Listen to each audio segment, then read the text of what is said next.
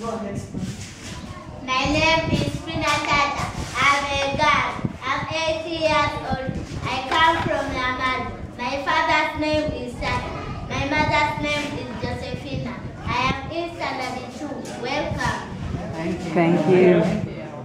Sorry, about pressing the songs. When the introduction, sometimes the pronunciation of some words is totally different. Like when they come in, instead of saying good afternoon, visitor, some say sister, some, I'm sorry about that. No problem.